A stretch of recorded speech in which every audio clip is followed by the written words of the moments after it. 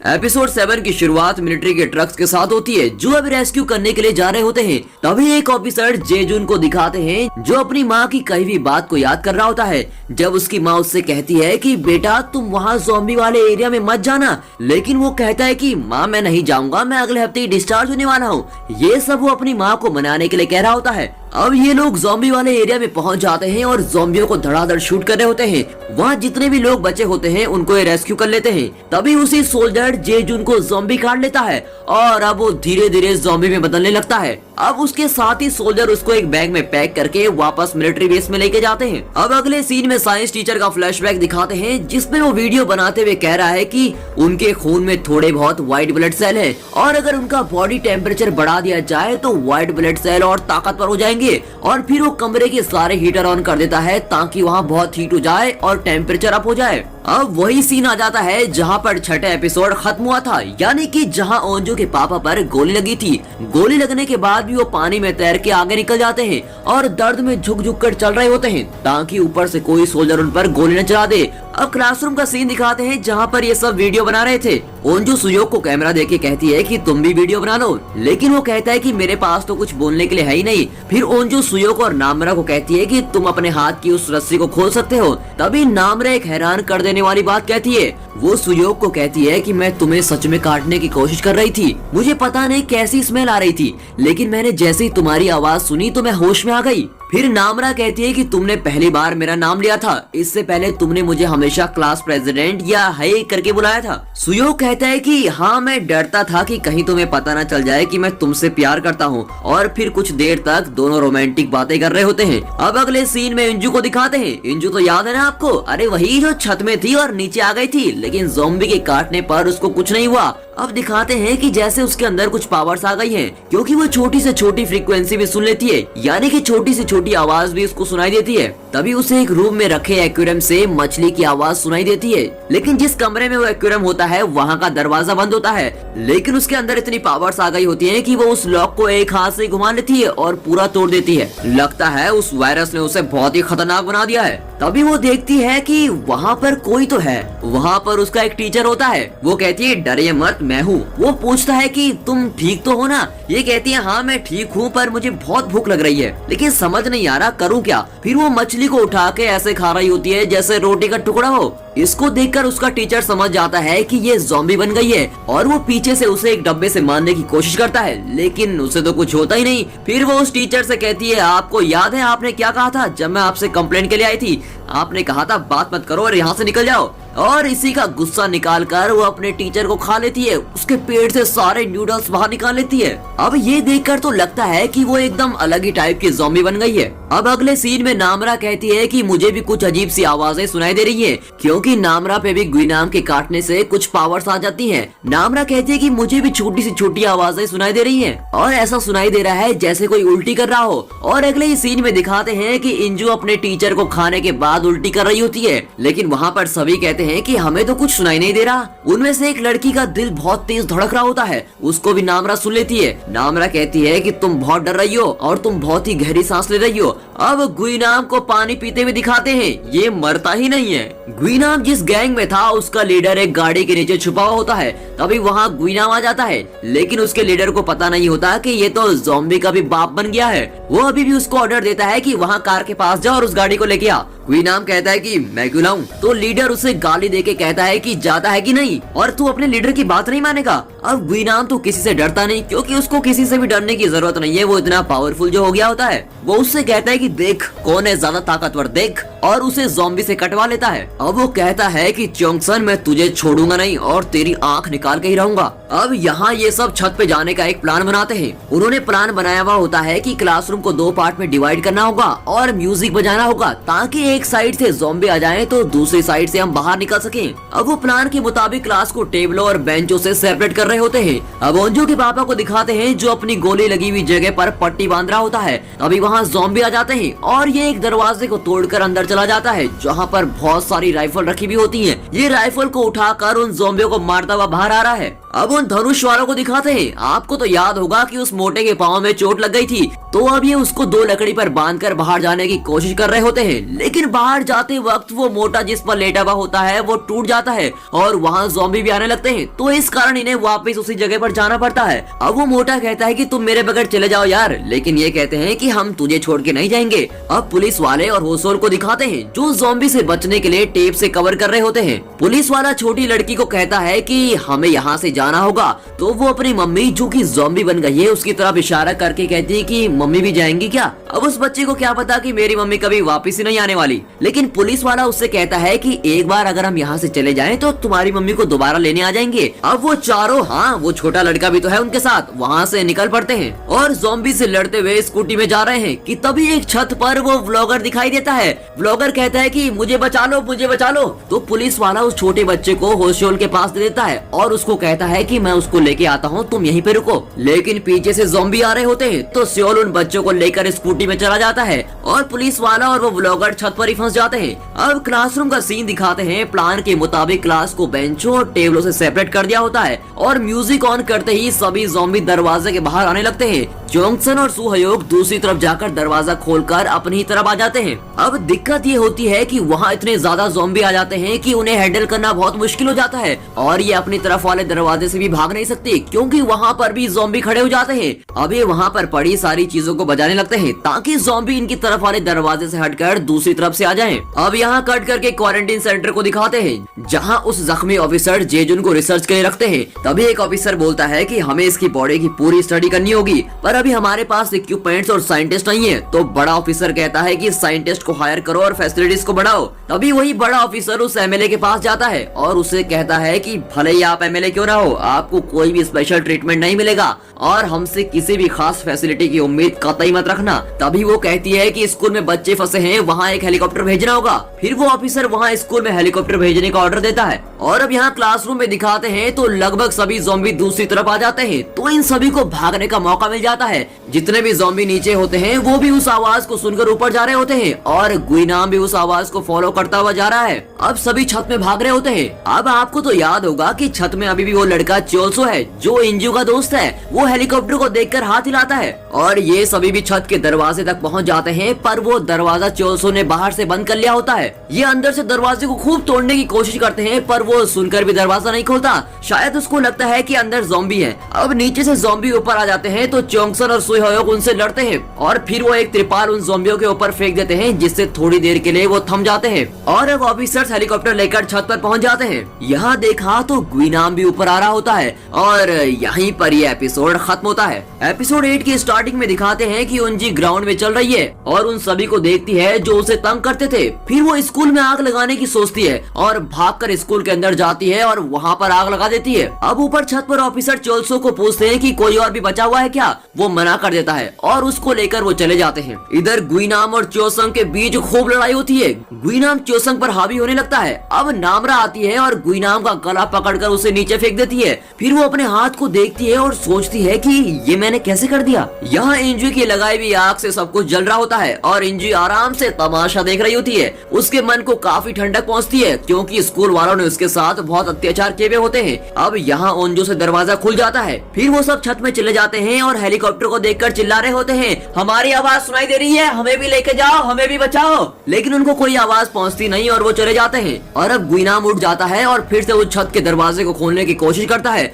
लेकिन दरवाजा खुलता नहीं और अब वो नीचे चला जाता है। अब यूंजी रोड में चली जाती है और साइकिल उठा के मस्त रोड में घूम रही होती है। चोंगसन सुयोग से कहता है कि तुम तो कह रहे थे कि गुइनाम चौथी मंजिल से नीचे गिर गया था, तो ये बचा कैसे? सुहयोग कहता है कि गिरा तो था और मैंने खुद ही उसको फेंका था। ये सब कंफ्यूज हो जाते हैं कि वो मर के भी जिंदा कैसे हो रहा है। फिर चोंगसन कहता है कि वो ना तो ह्यूमन है और ना ही ज़ॉम्बी। फिर चोंगसन को याद आता है कि स्टाफ रूम में भी फोन लेते वक्त वहाँ पर एक लड़की थी, वो यूंजी की बात कर रहे हैं। वो भी ना तो ह्यूमन थी और ना ही ज़ॉम्बी थी और शायद नामरा भी वैसे ही है। फिर ये सब छत के ऊपर वहाँ पड़े हुए सारे सामान से एक साइन बनाते हैं और बहुत बड़ा SOS बना लेते हैं। अब साइंस टीचर का फ्लैशबैक दिखाते हैं जहाँ पर वो कह रहा है कि उम्मीद बहुत ही बेरहम होती है और जिंदगी की आस छोड़ने नहीं देती। जैसे ही टेम्परेचर बढ़ा, व्हाइट ब्लड सेल एक्टिवेट हो गए, लेकिन वायरस उन पर हावी हो गया और एक नया ही वायरस बना दिया। अब ओंजो के पापा एक शॉप में जाते हैं और वहाँ पर मैप पर स्कूल में जाने के लिए मार्क करते हैं और उसको फॉलो करते हुए स्कूल में जा रहे हैं। अब ब्लॉगर और पुलिस वाले को दिखाते हैं जो छत में फंसे हुए हैं। पुलिस वाला उससे कहता है कि अबे पागल इधरा,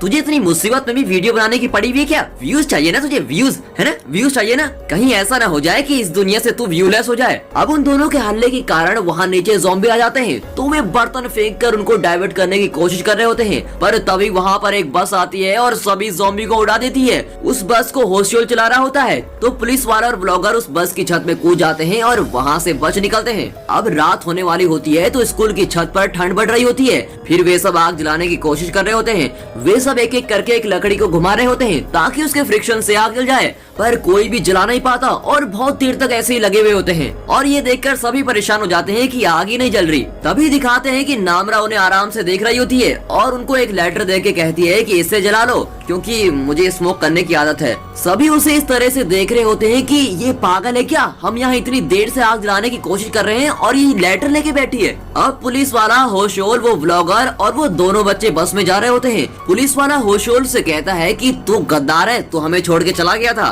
तो वो कहता है कि गया तो था पर बचाने के लिए भी तो आ ही गया। तभी अचानक वो साइकिल में जा रही इंजू को ठोक देते हैं और वो नीचे गिर जाती है। फिर पुलिस वाला उतरकर देखने के लिए जाता है और उससे पूछता है कि आप ठीक हो ना? वो कहती है कि हाँ मैं ठीक हूँ। और तभी वहाँ पर मिलिट्री वाले फायरिंग कर देते हैं। पुलिस वाला कहता है कि रुको रुको रुको, मैं पुलिस वाला हूँ, गोली मत चलाना। अब यहाँ हमारी आर्चर हारी को दिखाते हैं, वो मिंजिन को आर्चरी सिखा रही होती है। दूसरी तरफ छत में दिखाते हैं तो ये यहाँ आराम से बैठकर डेसू का गाना सुन रहे होते हैं। अब दिखाते हैं कि ग्वीनाम का घाव अपने आप ठीक हो रहा होता है। अब उस पिंक ड्रेस वाली लड़की यानी कि नायोन को दिखाते हैं, वो वहाँ उस कैमरे को देखती है जिसमें सभी ने वीडियो बनाई हुई होती है। तभी वहाँ ज़ॉम्बी आ जाते हैं और वो भागकर वापस अंदर आ जाती है। वहाँ वो सभी की बनाई हुई वीडियो को देखती है और देखकर काफी मुस्कुरा रही होती है और उन्हें याद करती है। फिर वो भी छत पे जाने की सोचती है और बहुत सारी चीजें, कोल्ड ड्रिंक्स और खाने की चीज रख लेती है। अब यहाँ छत में डेसू का गाना खत्म होता है तो सभी उसकी बड़ी तारीफ कर रहे होते हैं। फिर ये सब नामरा से पूछते हैं कि तूने स्मोक करना कब से शुरू किया? तो वो कहती है कि मैंने तो 8th में शुरू कर दिया था क्योंकि मेरा तो कोई बेस्ट फ्रेंड था ही नहीं। और फिर वे सब एक दूसरे से बड़ी रोमांटिक बातें यानी कि एक दूसरे के गर्लफ्रेंड और बॉयफ्रेंड के बारे में पूछ रहे होते हैं। अब यहाँ दिखाते हैं कि नायोन बाहर जाने की कोशिश कर रही होती है पर तभी वहाँ ग्वीनाम आ जाता है। वो कहती है कि तुझे क्या चाहिए? वो कहता है कि मुझे कैसे भी करके छत में जाना है। फिर वो नायोन के हाथ में देखता है और पूछता है कि ये खाना है क्या? वो कहती है कि तुम्हें भी भूख लगी है क्या? वो कहता है कि बहुत ज्यादा और उसी को खा लेता है। अब छत में सभी एक दूसरे की गर्लफ्रेंड और बॉयफ्रेंड के बारे में बात कर रहे होते हैं। चोंगसन बोलता है कि मुझे ओंजो पसंद है तो वो शर्म के मारे साइड में आ जाती है। तभी वो ग्वीनाम पाइप के जरिए ऊपर चढ़ रहा होता है और ओंजो के पीछे बिल्कुल भूत की तरह नजर से देखता है और वो ओंजो का मुंह पकड़ता है। तभी चोंगसन उसको मारने के लिए आता है और ग्वीनाम उसको लेटा के उसकी आंख निकालने की कोशिश करता है और यहीं पर ये एपिसोड खत्म हो जाता है। अब एपिसोड 9 की शुरुआत में दिखाते हैं कि ग्वीनाम ने चोंगसन की आंख पर अपनी उंगली दबा रखी है। ओंजो उसको बचाने के लिए जाती है लेकिन वो ओंजो को धक्का मार के दूर कर देता है। फिर वहाँ पर ग्वीनाम सभी को खूब पीट रहा होता है और इतना हावी हो जाता है कि उनको इससे लड़ने में काफी मुश्किल हो रही होती है। लेकिन ये सब देखते हुए नामरा की बॉडी में भी चेंजेस आने लगते हैं और ऐसे लगता है कि वो भी ज़ॉम्बी बनने वाली है। अब उसको दिखाते तो ऐसे हैं जैसे वो उसको एक ही बार में मार देगी, लेकिन वो भी उससे खूब पिटती है। वो नामरा को भी घसीट घसीट कर मार रहा होता है। अब वो सुहेयोग को मार रहा होता है तो नामरा उसको उठा के स्कूल की बिल्डिंग से नीचे ही फेंक देती है। अब सभी कंफ्यूज हो जाते हैं कि ये ग्वीनाम मर क्यों नहीं रहा है भाई। लेकिन फिर से ग्वीनाम को दिखाते हैं जो ग्राउंड में गिरा हुआ है और वो फिर से उठता है और एक हाथ के सहारे लेट लेट कर चल रहा होता है। अब क्वारंटाइन जोन को दिखाते हैं जहाँ चोल्सो भी पहुँच जाता है और वो खाने की लाइन में खड़ा है। यहाँ मिलिट्री ऑफिसर उस ज़ॉम्बी सोल्जर की रिपोर्ट देख रहे होते हैं तो बड़ा ऑफिसर दूसरे ऑफिसर को बोलता है कि तुम इस वायरस का पता क्यों नहीं लगा पा रहे हो। वो कहता है कि ये वायरस अपना आरएनए बदलता रहता है और लगता तो ये है कि ये वायरस अपने आप को बदल रहा है। अब पुलिस वाला और होशियोल भी क्वारंटाइन जोन में आ जाते हैं और मिलिट्री वाले उनसे पूछताछ कर रहे होते हैं। फिर पुलिस वाला बताता है कि इस वायरस का इलाज उस साइंस टीचर के लैपटॉप में है जो अभी ह्योसान हाई स्कूल में है। फिर बड़े ऑफिसर के कहने पर ह्योसान हाई स्कूल में एक हेलीकॉप्टर को भेज देते हैं। अब चोल्सो खाने का पैकेट लेके जा रहा होता है कि तभी उसे इंजू दिखती है। वो उससे कहती है कि तुझे मेरी जरा भी फिक्र नहीं हुई। फिर चोल्सो उससे पूछता है कि तुम्हें भूख लगी है क्या, ये लो खाना। वो कहती है कि भूख तो बहुत लगी है पर मेरे लिए खाने के लायक कुछ भी नहीं है।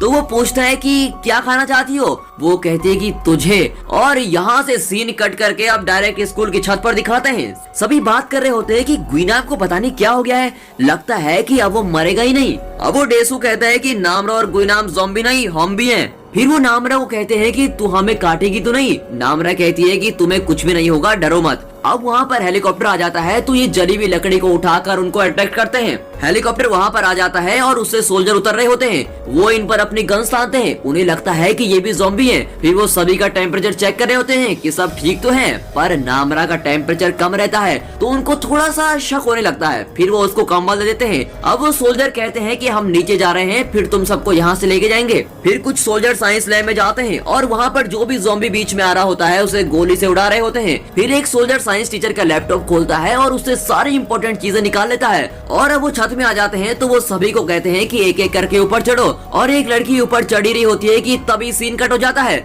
और सीधे क्वारंटीन जोन को दिखाते हैं, जहाँ पर वो बड़ा ऑफिसर कैमरे में देखता है कि युंजू चोल्सो को खा रही है। फिर वहाँ पर सोल्जर युंजू को पकड़ने के लिए आते हैं, लेकिन वो उन्हें भी घायल कर देती है। फिर बड़ी मुश्किल से उसको काबू में करते हैं। अब वहाँ पर ऑफिसर बात कर रहे होते हैं कि ये तो आते वक्त ठीक थी, लेकिन ये कैसे काट सकती है किसी को।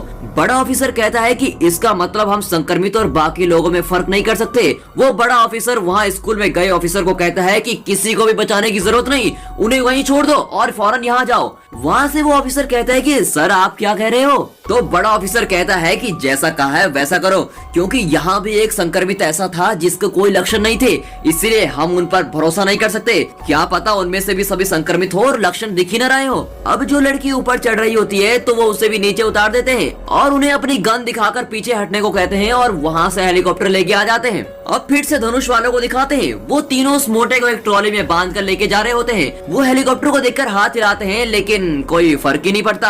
अब यहाँ छत में सभी उम्मीद खो चुके होते हैं कि हमें अब कोई भी बचाने वाला नहीं आएगा। अभी चोंगसन कहता है कि हमें बचाने के लिए तो कोई आने वाला नहीं, तो इंतजार क्यों करें हम फालतू में। अब एमएलए को दिखाते हैं। एमएलए से मिलिट्री वाले पूछताछ कर रहे होते हैं। उससे कहते हैं कि आपने एक आदमी को भागने में उसकी मदद की है, यानी कि वो उंजू के पापा की बात कर रहे होते हैं। अब वो ठहरी एक पॉलिटिशियन और एक चाल चलती है और पूछती है कि क्या ये रिकॉर्ड हो रहा है। ऑफिसर कहता है कि हाँ। तो वो कहती है कि मैं हूँ यहाँ की एमएलए, मैंने फायर फाइटर सुजो और किम यू सिन को कैंप से भागने में मदद की, और आप जानते हैं कि मैंने उन्हें क्यों भगाया, क्योंकि होसान हाई स्कूल में अपनी बेटी को बचाने के लिए वो जाना चाहता था। और आप ही बताओ कि एक बाप अपनी बेटी को बचाना नहीं चाहेगा तो क्या करेगा, इसीलिए मैंने अपनी जिम्मेदारी पर उसे जाने दिया। अब दोस्तों आपको तो पता होगा वे ये सब इसलिए कह रही होती है क्योंकि वो चाहती है कि मैं इलेक्शन में जीत जाऊं। उसको यहाँ पर भी इलेक्शन की पड़ी है। अब ओंजू के पापा को दिखाते हैं जो गन लेके छुप छुप कर जा रहे होते हैं। तभी उसे एक कार दिखाई देती है जिसमें एक आदमी अपनी बेटी और बीवी को बचाने के लिए उसे कहता है, पर वो कहता है कि मुझे अपनी बेटी को बचाने जाना है, इसलिए वो उसे कुछ चीजें और वो राइफल देके वहाँ से चला जाता है। लेकिन वो आदमी वो उसी राइफल को उस पे तानता है और कहता है कि हमारी मदद करो वरना मैं तुम्हें शूट कर दूंगा। लेकिन ओंजो के पापा कहते हैं कि देखो मेरी बेटी है, मुझे उसको बचाने जाना है, और वो वहाँ से चला जाता है।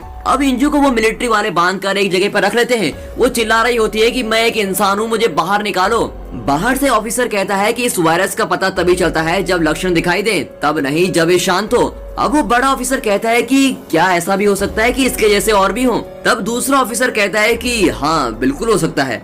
और अब ये सुनकर वो बड़ा ऑफिसर कहता है कि जितने भी लोग ह्योसान से आए हैं उन्हें बिल्कुल अलग कर दो। अब एमएलए को दिखाते हैं जहाँ पर उसके साथी उसको कह रहे होते हैं कि वाह मैडम आपने तो कमाल ही कर दिया। वो कहती है कि बहती हवा को बवंडर में बदलना ही तो असली राजनीति होती है। अभी ओंजू के पापा का साथी कहता है कि आपने झूठ कहा, ये सब आपने इलेक्शन जीतने के लिए किया, मैं सभी को बता दूंगा बाहर जाकर। अब बिजली कड़क रही होती है तो नामरा के कानों में बहुत दर्द होता है, तो सुहयोग उसको अपनी शर्ट का एक पीस फाड़ कर उसको कानों में डालने के लिए कहता है। फिर वहाँ पर बारिश हो जाती है और सभी उसी को एंजॉय कर रहे होते हैं। अब चोंगसन को एक प्लान सूझता है। वो कहता है कि इस समय अगर हम यहाँ से निकल जाएं तो बिजली की आवाज में ज़ोंबियों को हमारे चलने की आवाज नहीं आएगी। फिर वो सब अब छुप छुप कर नीचे जा रहे होते हैं और धीरे धीरे ग्राउंड पे पहुंच जाते हैं। बिजली कड़क रही होती है। यहाँ ये सब एक ट्रक के नीचे छुपने की कोशिश करते हैं, लेकिन तभी वहाँ चोंगसन की माँ जो ज़ॉम्बी बनी हुई है वो वहाँ जाती है। ये देखकर चोंगसन को इल्यूजन होता है जैसे उसकी माँ जिंदा है और वो उसको बुला रही है। और यहीं पर ये एपिसोड खत्म होता है।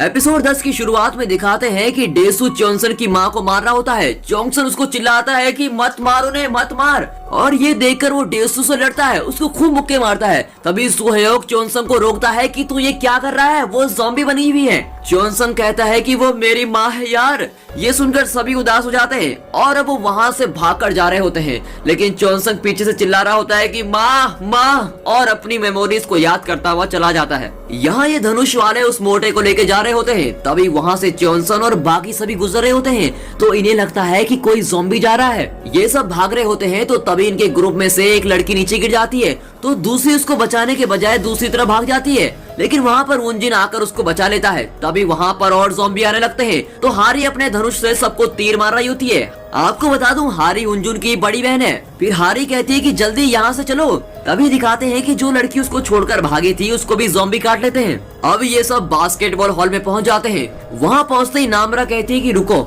यहाँ बहुत सारे ज़ॉम्बी है, और ये कहते ही उनके पीछे सभी ज़ॉम्बी पड़ जाते हैं। फिर सभी एक दरवाजे के अंदर जाते हैं, पर वो मोटा वहीं गिर जाता है और सभी ज़ॉम्बी उसको काट लेते हैं। अब ये सब एक स्पोर्ट स्टोर रूम में पहुंच जाते हैं, पर हारी के साथ वाला आर्चर वहाँ नहीं जा पाता, इसलिए उसे बाहर भागना पड़ता है। यहाँ मिलिट्री वाले साइंस टीचर की वीडियो को देख रहे होते हैं, जिसमें वो बोलता है कि संक्रमित को जलाना ही होगा और यही एक लास्ट ऑप्शन है। अब ओंजो के पापा को दिखाते हैं, जो एक शॉप में जाकर एक टेप रोल जैसा कुछ उठा लेते हैं और उसको अपने पास रख लेते हैं। यहाँ ये रात भर स्टोर रूम में ही रहते हैं। सुबह होते ही सब बैठ जाते हैं और यहाँ से बाहर निकलने का प्लान बनाते हैं। दूसरी तरफ ओंजो के पापा जंगल के रास्ते जा रहे होते हैं और बीच बीच में पेड़ पर उस टेप जैसी चीज को बांध रहे होते हैं। तभी अचानक उनका पैर फिसलता है और वो फिसल कर नीचे गिर जाते हैं। उन्हें थोड़ी चोट भी लगती है, लेकिन बेटी को बचाने का जज्बा उनके अंदर है, वो उसको किसी भी तरह बचाएंगे। अब गुईनाम को दिखाते हैं, जो फिर से छत पर चला जाता है, पर देखकर बोलता है कि कहाँ गायब हो गए सबके सब फट्टू। अब सुहयोग कहता है कि यहाँ रखी सभी चीज और कार्डों से हम एक सर्कुलर शील्ड बनाएंगे, और फिर वो सभी उसको बनाने में लग जाते हैं। लेकिन मिंजिन और जुनियोंग के बीच में बहस हो जाती है कि एक कहता है कि ये शील्ड ऐसी होनी चाहिए, तो दूसरा कहता है ये ऐसी होनी चाहिए। काफी देर बहस करने के बाद नामरा गुस्से में कहती है कि रुको, मैं क्लास प्रेसिडेंट हूँ, तो इसका वोट होगा, जो जीतेगा उसी की बात मानी जाएगी। फिर वोटिंग में जुनियोंग जीत जाता है और उसी के आइडिया के अनुसार वो शील्ड तैयार करते हैं। अब यहाँ क्वारंटाइन बेस को दिखाते हैं, जहाँ पर एक डॉक्टर उस बड़े ऑफिसर को समझाता है कि जब कोई संक्रमित होता है तो ये वायरस उनके दिमाग को एक्टिवेट कर देता है और जिस्म को चलाता है। ये एक जिंदा लाश की तरह होता है। फिर वो ऑफिसर जो ज़ॉम्बी बना हुआ है उसकी ओर इशारा करके कहता है कि क्या ये भी मरा हुआ है, तो डॉक्टर कहता है कि हाँ। फिर वो इंजू की ओर इशारा करता है, तो डॉक्टर कहता है कि इसका बताना बहुत मुश्किल है। डॉक्टर भी कहता है कि संक्रमित को जलाना ही होगा and this is the final option we have. तभी एक ऑफिसर वहाँ आ जाता है और कहता है कि सभी ज़ॉम्बी इस इलाके में घुस गए हैं, तो ऑफिसर ऑर्डर देता है कि सभी ऑफिसर्स को कहो कि वहाँ लॉकडाउन जोन बना दो। अब फिर से स्टोर रूम में आ जाओ। यहाँ चोंगसन को एक चॉकलेट मिलती है, तो सभी उसे बड़े लालचीपन से देख रहे होते हैं, क्योंकि उन्होंने बहुत दिनों से कुछ खाया नहीं होता, और यहाँ सबसे ज्यादा भूख उस डेसू को लगी भी होती है। फिर सभी थोड़ी थोड़ी करके उस चॉकलेट को खाते हैं। यहाँ ये डेसू ऐसे देखता है जैसे इसने कभी कोई चॉकलेट खाई नहीं। इसको तो इतनी जल्दी होती है कि जब इसकी बारी आती है तो ये पूरी खत्म कर देता है और जुनियोंग के लिए बचाता ही नहीं। अब दरवाजा खोल के उस शील्ड के साथ बाहर आ जाते हैं और बहुत ही जल्दी उस शील्ड को एक सर्कुलर में बना देते हैं। तभी वो देखते हैं कि वहाँ पर बहुत ज़ॉम्बी हैं, लेकिन वो सर्कुलर शील्ड मूव ही नहीं होती। वो बहुत जान लगाते हैं तो बड़ी मुश्किल से धीरे धीरे हिलती है। तभी दिखाते हैं कि जुनियोंग को भी एक ज़ॉम्बी काट लेता है, और अब ये देखकर जुनियोंग वहाँ से खुद ही बाहर आ जाता है और सभी ज़ॉम्बी को डिस्ट्रैक्ट करता है। फिर लगभग सभी ज़ॉम्बी उस शील्ड से दूर चले जाते हैं और जुनियोंग भी अब ज़ॉम्बी में बदलने लगता है। अब यहाँ मिलिट्री बेस में दिखाते हैं, तो एक आदमी मैप में समझा रहा होता है कि ये बहुत ज्यादा फैल रहा है। तभी इंजू को दिखाते हैं, जो अपने सारे बैरियर्स तोड़कर ऑफिसर के सामने आ जाती है, तो शीशे में लिखती है कि आई एम हंग्री, मुझे बहुत ज्यादा भूख लगी है। शीशे पर जोर जोर से मारने लगती है। तभी वो बड़ा ऑफिसर एक ऑर्डर देता है कि बॉम्ब गिराने की तैयारी करो।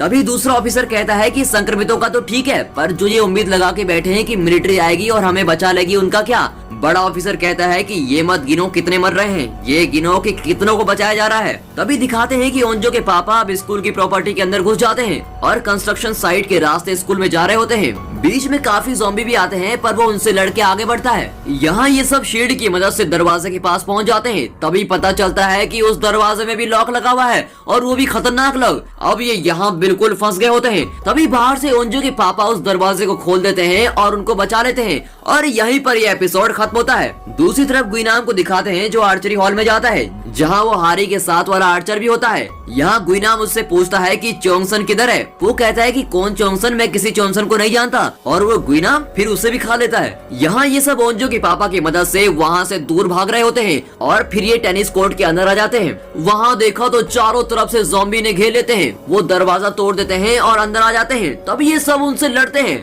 अब ओंजो के पापा एक फायर जलाते हैं और उसको फेंक कर उन्हें डिस्ट्रैक्ट करने की कोशिश करते हैं। ओंजो के पापा उन सभी से कहते हैं कि तुम यहाँ से जाओ। ओंजो अपने पापा के बगैर जाने के लिए तैयार नहीं होती, लेकिन वे सब उसे जबरदस्ती ले जाते हैं। इन सब के कोर्ट के बाहर जाते ही ओंजो के पापा अंदर से कोर्ट को बंद कर देते हैं। तभी दिखाते हैं कि ओंजो के पापा के हाथ में भी ज़ॉम्बी काट लेते हैं। अब ये देखकर ओंजो बहुत रोती है। उसके पापा कहते हैं कि बेटा तू यहाँ से जा, यहाँ से जा, और ये कहते कहते उसे सारे ज़ॉम्बी काट लेते हैं। फिर ये सब उस कंस्ट्रक्शन साइट पे चले जाते हैं जहाँ से उसके पापा आए थे। वहाँ पहुँचते ही नामरा कहती है कि यहाँ भी बहुत ज़ॉम्बी हैं। वो सीढ़ियों से चढ़कर ऊपर जाने लगते हैं और एक खिड़की से बाहर वाली जगह पे चले जाते हैं और वहीं पर छुप कर बैठे रहते हैं। अब डॉक्टर का फ्लैशबैक दिखाते हैं जहाँ पर वो कह रहा होता है कि जिनसे मुझे प्यार था वो राक्षस बन गए। यहाँ गुइनाम ने उस आर्चर को भी काट लिया होता है और वो अब ज़ॉम्बी बनने लगता है। फिर वो एक तीर उठाकर गुइनाम पर चुबा देता है, लेकिन उसको तो कुछ होता ही नहीं। वो धनुष उठाने की कोशिश करता है पर वो अब पूरा ज़ॉम्बी बन जाता है और अब वो गुइनाम चोसंग को ढूंढने के लिए निकल पड़ता है। अब यहाँ मिलिट्री बेस में ऑफिसर डिसाइड करते हैं कि हमें 4 जगह बम गिराने हैं।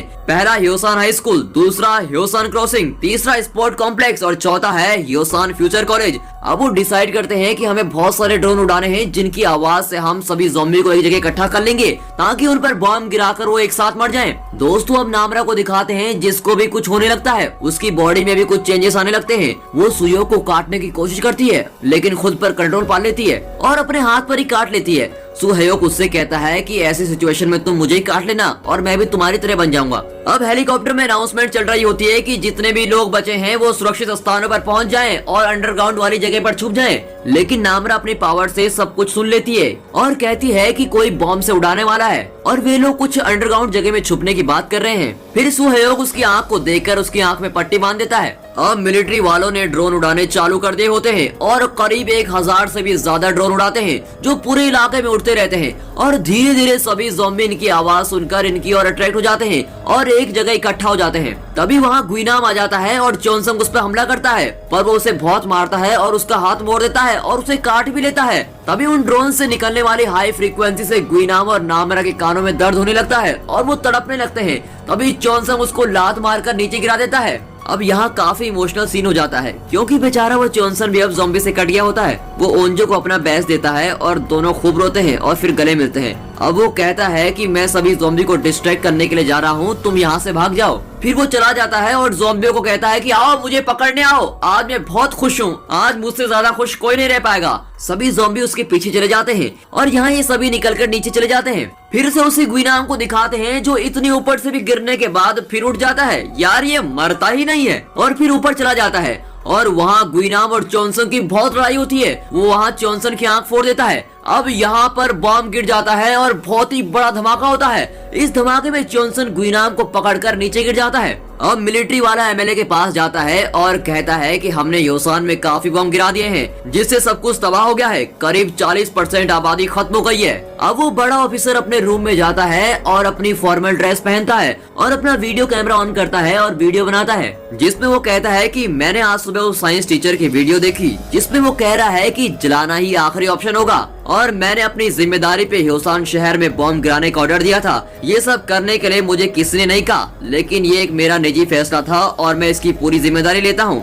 वीडियो खत्म करने के बाद वो अपनी फैमिली को फोन करता है और उसके बाद वो अपनी बंदूक उठाता है और खुद को गोली मार देता है। यहाँ चोनसंग का शरीर राख बन गया होता है और ओंजो ने जो उसको बैच दिया हुआ होता है वो दिखाई देता है और यहीं पर यह एपिसोड खत्म होता है। दोस्तों अब लास्ट एपिसोड की शुरुआत में दिखाते हैं जहाँ चोनसंग और गुइनाम गिरे हुए हैं, वहाँ सभी ज़ॉम्बी मरे पड़े हैं। यहाँ सुहयोग और बाकी सब जंगल के रास्ते जा रहे होते हैं कि तभी डेसू के पाँव में भी चोट लग जाती है। अब सुहयोग, ओंजो और नामरा चोनसंग को देखने जाते हैं पर वहाँ कुछ नहीं होता और ओंजो ये देखकर बहुत रोती है। फिर वो जंगल में जा रहे होते हैं तो वो रास्ता ही भटक जाते हैं। वो बिल्कुल एक ही जगह घूम रहे होते हैं। तभी वो पेड़ों में कुछ ऐसा देखते हैं जैसे किसी ने कोई निशानी छोड़ रखी है। तभी ओंजो को एक टॉर्च दिखती है तो उसे पता चल जाता है कि ये सारी निशानी उसके पापा ने छोड़ी है क्योंकि वो टॉर्च उसी के पापा की होती है और वो वहाँ पर तब गिरी थी जब उसके पापा फिसल कर नीचे गिरे थे। अब वो रोड में जा रहे हैं तभी फिर से नामरा को कुछ महसूस होता है और वो कहती है कि यहाँ पे बहुत ज़ॉम्बी हैं। कुछ ही देर में वहाँ ज़ॉम्बी आ जाते हैं। फिर वे सब उन ज़ॉम्बियों से लड़ते हैं और इसी बीच वुनजिन अपनी बहन हारी को बचाने के चक्कर में खुद ज़ॉम्बी का शिकार हो जाता है और अब वो भी धीरे धीरे ज़ॉम्बी बनने लगता है। तभी नामरा उसकी गर्दन पकड़कर मोड़ देती है। फिर वो सब वहाँ से जा रहे होते हैं कि नामरा को अब भूख लगती है, पर आपको तो पता ही होगा कि उसकी भूख भी किसी इंसान को खाने के बाद ही मिटेगी। वे सभी को आगे जाने देती है और खुद पीछे से गायब हो जाती है और काफी कंट्रोल करती है, पर खुद को ही काट लेती है। तभी सुहयोग देखता है कि नामरा कहाँ गई। वो और ओंजो उसे ढूंढते हुए सारी जगह ढूंढ रहे होते हैं। तभी देखते हैं कि नामरा किसी को खा रही होती है। फिर ये भाग कर आती है और ओंजो के ऊपर लेटकर उसको काटने की कोशिश करती है, लेकिन तभी वो होश में आ जाती है और वहाँ से भाग कर चली जाती है। सुहयोग उसको ढूंढने के लिए जाता है, लेकिन वो वहाँ से दूर भाग जाती है। अब यहाँ मिलिट्री वाले आ जाते हैं और उन सबको लेके क्वारंटाइन जोन में लेके चले जाते हैं। वहाँ जाते ही वो उन्हें नए कपड़े देते हैं और रहने के लिए उन्हें अलग अलग सेल दी जाती है। फिर सोल्जर इन सबसे साइंस टीचर के बारे में पूछताछ कर रहे होते हैं। कोई भी सीधा जवाब नहीं देता। सब कहते हैं कि हमें बचाने कोई क्यों नहीं आया, हम कुछ नहीं बताएंगे। अगले दिन हम न्यूज में दिखाते हैं कि स्थिति में अब काफी सुधार है, इसलिए योसान में लगा हुआ मार्शल लॉ खत्म होता है। महामारी की वजह से लगाए गए इस मार्शल लॉ को 3 महीने और 17 दिन हो चुके हैं, लेकिन फिर भी एहतियात के तौर पर योसान के नागरिक क्वारंटीन में ही रहेंगे। हालांकि अभी तक इस वायरस की पहचान नहीं हुई है। ये सब न्यूज में बता रहे होते हैं। अब 4 महीने बाद सब कुछ थोड़ा नॉर्मल हो जाता है। ओंजो को दिखाते हैं जो रात को बाउंड्री पर चढ़कर एक अकेली सुनसान जगह पर जा रही होती है। वहाँ वो एक पेड़ के पास जाती है जहाँ पर उसके सभी मरे हुए दोस्तों के नाम लिखे हुए हैं और वहाँ पर वो चढ़ावे की तरह कुछ कुरकुरे के पैकेट रख लेती है। तभी उसकी नजर पड़ती है कि वहाँ योसन हाई स्कूल की छत पर किसी ने आग जला रखी है। अगले दिन वो सुहयोग को बताती है कि मैं रात को वहाँ ऊपर पहाड़ पर गई थी और मैंने देखा कि स्कूल की छत पर किसी ने आग जला रखी है। सुहयोग बड़ा ही आश्चर्य होकर बोलता है कि पक्का तुझे यकीन है ना। अब दोस्तों आपको क्या लगता है, वो कौन होगा या होगी? कमेंट जरूर करें, देखते हैं कौन सही गैस करता है। अब ओंजू कहती है कि तुम किसी को मत बताना कि कल हम स्कूल की छत पर जाने वाले हैं, लेकिन सुहयोग डेसू को बता देता है और डेसू हारी को बता देता है और हारी मिंजिन को कह देती है और ऐसे में सभी को पता चल जाता है। फिर रात को सब उस पेड़ के पास जाते हैं जहाँ पर उनके दोस्तों के नाम लिखे हैं। सभी कुछ न कुछ चढ़ा रहे होते हैं, पर वो डेसू वही चॉकलेट का रैपर चढ़ाता है जो उसने खा ली थी और जूनियोंग के लिए नहीं बची थी। वो जूनियोंग की याद में उसको वहाँ पर चढ़ाता है। अब सब स्कूल में पहुँच जाते हैं और सीढ़ियों के जरिए छत में जा रहे होते हैं। वहाँ पर देखते हैं तो आग जली भी है और फिर ये कहते हैं कि कोई है इधर। तभी नामरा वहाँ पर आ जाती है और बिल्कुल ही साफ सुथरी दिखती है, ना ही कोई खून का निशान ना ही कुछ। फिर नामरा कहती है कि मेरी तरह यहाँ पर और भी कई लोग हैं, कुछ यहाँ से भाग गए हैं और कुछ यहीं पर हैं। ओंजो कहती है कि तू ज़ॉम्बी तो नहीं है। नामरा कहती है मैं ना तो इंसान हूँ और ना ही राक्षस। ओंजो कहती है कि मैं तुझे यहाँ नहीं छोड़ सकती। फिर वो सब कहते हैं कि हम हमेशा दोस्त रहेंगे। फिर नामरा कहती है कि वो लोग आ गए हैं, मैं अभी आती हूँ, और छत से नीचे कूद जाती है। और कूदने के बाद सभी ऐसे देख रहे होते हैं जैसे कुछ बड़ा हो गया हो। और यहीं पर इस सस्पेंस के साथ ये दमदार सीरीज खत्म होती है। दोस्तों मुझे विश्वास है कि आपको ये सीरीज जरूर पसंद आई होगी, तो आपको ये सीरीज कैसी लगी कमेंट सेक्शन में जरूर बताना। And finally thanks for watching.